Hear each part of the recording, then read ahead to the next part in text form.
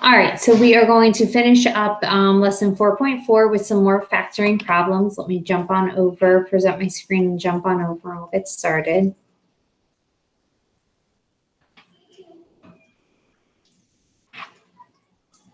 There we go. All right, I think this is where I want to be. Yep. Okay, so we did the whole left-hand column, so I'm going to go through and do the right-hand column problems with you guys today. All right, so factor out the GCF to start for B. All right, the GCF is an M, so when I factor that out, I'm left with M to the fourth minus 81. Two terms, so I look for a pattern. It's a difference of perfect squares. So that factors to M squared minus 9, M squared plus 9. Before you think you're done, look inside each set of parentheses. Is there a GCF? No. Is there a GCF? No. Is there a pattern? Yes. It's a difference of squares again. So just this binomial can factor again into M minus 3, M plus 3. This binomial does not factor again because it is not a difference of perfect squares, okay? And that is your final answer for that one. All right, let's move on to G. Okay, for G, we're looking for a GCF to start, which there's a GCF, oops, I gotta get my pen, of a 10. So factor out a 10, and you're left with 81k to the fourth minus 16. Two terms, so you look for a pattern. It is a difference of perfect squares. 81k to the fourth is a perfect square, 16 a perfect square. So it factors into 9k minus 9k squared, sorry, minus 4, 9k squared plus 4. Look inside the parentheses again. Is there a GCF? No. Is it a factoring pattern? Yes. It's another difference of two squares. So that factors again into 3k minus 2, 3k plus 2. This binomial, no GCF, it's also not a factoring pattern, so it stays 9k squared plus 4. All right. The next one, you look for a GCF, which there is none. 4 terms when you count your terms. So I'm going to group my first 2 terms together, put a plus sign, group my second 2 terms together. GCF of the first 2 terms is a to the third. When I factor that out, I'm left with a squared plus 1. GCF of the second 2 terms is just a negative 1. When I factor that out, I'm left with a squared plus 1. Now, your common binomial factor is this a squared plus 1, a squared plus 1. So that is your GCF, a squared plus 1. When you factor out a squared plus 1, you're left with a cubed. All right, when you factor out a squared plus 1 here, minus 1. All right, this is another factoring pattern. A squared plus 1, it's not, there's no GCF. It's not a difference of cubes. It's not a sum of cubes. It's not a difference of squares. So that one's not going to change, okay? But the next one, this is a difference, meaning subtraction, of perfect cubes. One is a perfect cube. A cube is a perfect cube. All right, so the first binomial doesn't change. But the second binomial is going to factor into a binomial followed by a trinomial. And we use the mnemonic device SOAP for sign, same, opposite, always positive. So the first sign is the same as the binomial that we're factoring. Then it's the opposite sign, then it's always positive. All right, the cube root of a cubed is a, the cube root of 1 is 1. Then you square this, that goes there, a squared. You multiply them together, so that's going to be a 1a or just an a. And then you square the last term. 1 squared is just a 1. And you are done factoring. All right. Okay. Number or letter, I should say I. So the first thing you're going to look for is a GCF. There is a GCF. There's a 2x to the fourth that you're going to factor out. So when I factor out 2x to the fourth, I'm left with x squared minus 2x minus 21. Then you're going to see if that can factor further. Try to break that into two binomials. So it's x times x will give you x squared. What two numbers multiply to give you a 21 and add to give you a negative 2? So try to think of two numbers. If you have a 7 and a 3, all right? If your 7 is negative and your 3, oh, I made a mistake somewhere, didn't I? That's not right. Oh, goodness, guys. Hold on. Let's go back to this part. In a mistake right here. When you factor out a 2, you're left with a 4. That was my error, 4x. So now this makes sense to me. When you factor two numbers that multiply to 21 and add to a negative 4, or 7 and 3. All right, if you have a negative 7 and a positive 3, right, you're going to have multiply to give you a negative 21, and you're going to add them to get a negative 4. There we go for that one. All right.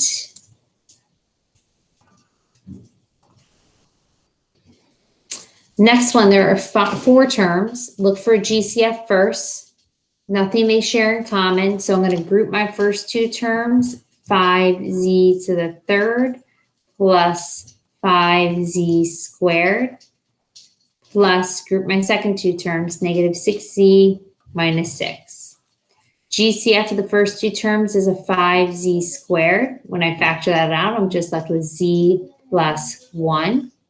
The only GCF of the next 2 terms is a negative 6. When I factor that out, I'm left with a z plus 1.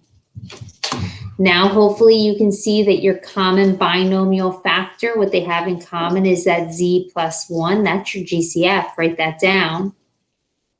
When I factor this term by the GCF, when I pull out the z plus 1, I'm left with 5z squared. When I factor this term by the GCF, pull out the z plus 1, I'm left with a negative 6. Inside the parentheses here, no GCF, it doesn't follow a pattern. Inside the second set of parentheses, no GCF, doesn't follow a pattern, so we know we're done.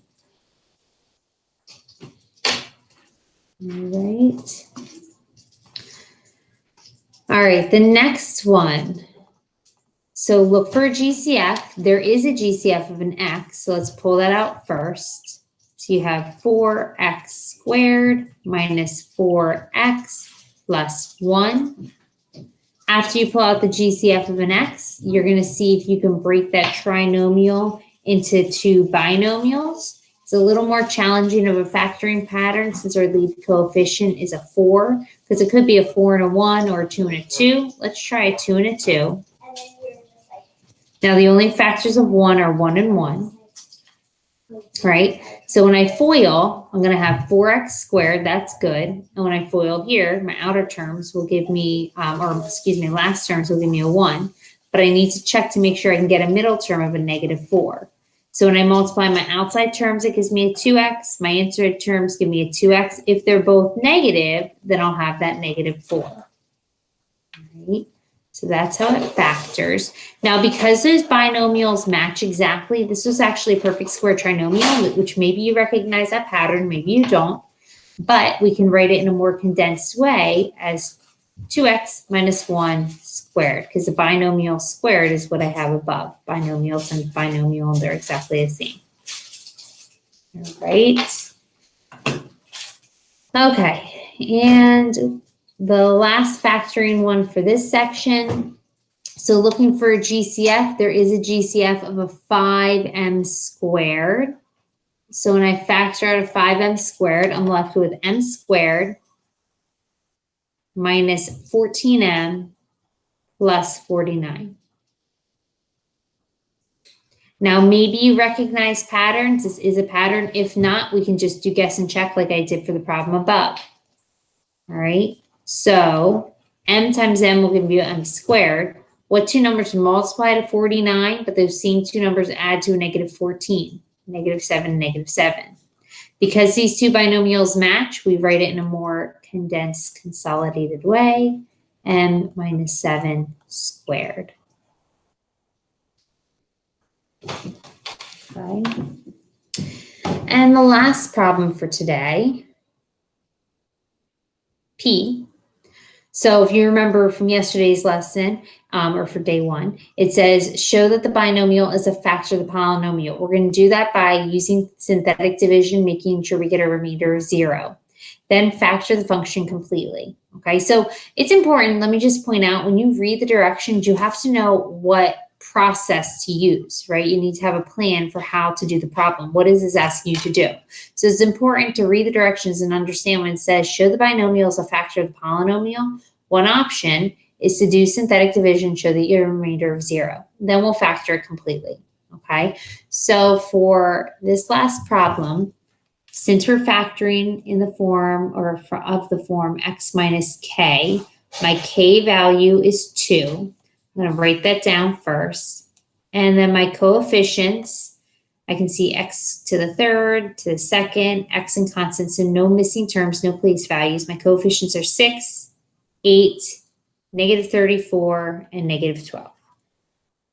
Drop the 6, multiply to get a 12, add to get a 20, multiply to get a 40, add to get a 6, multiply to get a 12, add to get a 0.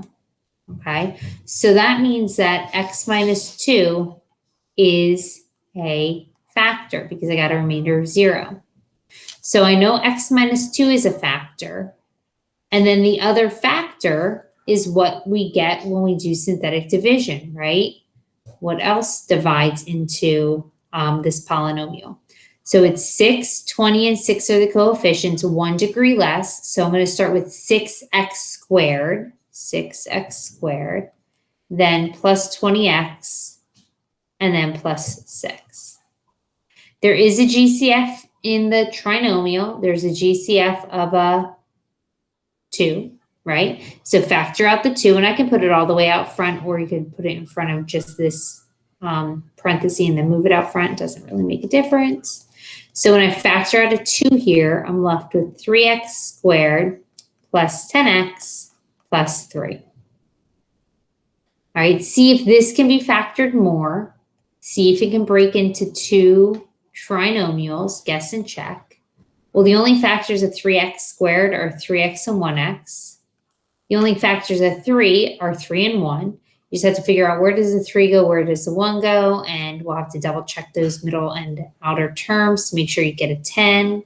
So I have a 9x when I multiply and a 1x. If I take a 9 and a 1 and add them together, I'll get a 10. So I'll do a plus and a plus here to make everything positive. All right. Okay, so this is your final answer as far as what it factors into. Okay, I said factor completely. This is factored completely. Show that it is a factor. Well, I said that it's a factor, and I showed synthetic division to prove that it's a factor. Right? So guys, that is it for the end of lesson 4.4. Are you guys again?